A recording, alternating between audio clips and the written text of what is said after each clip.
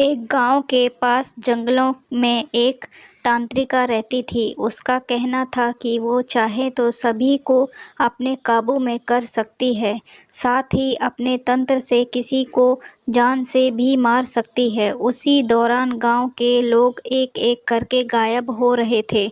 कुछ समय बाद गांव के सरपंच को समझ आया कि सभी लोगों को तांत्रिका अपने काबू में करके ख़त्म कर रही है, और फिर सब ने मिलकर फैसला किया कि वो सब मिलकर तांत्रिका को मार देंगे।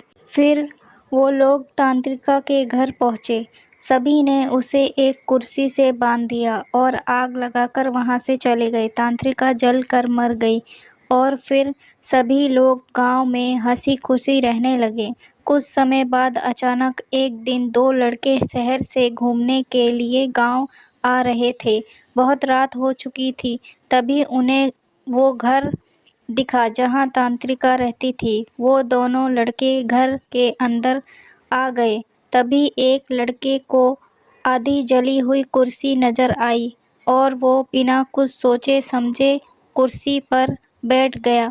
बैठते ही उसके अंदर तांत्रिका की आत्मा घुस गई और वो लड़का जोर जोर से चिल्लाकर कहने लगा, अब मैं सबसे बदला लूंगी। गांव में आग लगाकर सबको जलाकर मार दूंगी।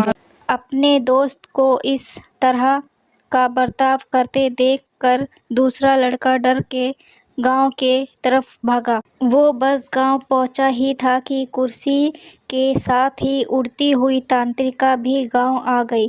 गुस्से में तांत्रिका कुर्सी से उठी और लोगों पर हमला करने के लिए आगे बढ़ने लगी। तभी सरपंच ने कुर्सी को आग लगा दी। कुर्सी पर आग लगते ही तांत्रिका उस लड़के के शरीर को छोड़कर चली गई।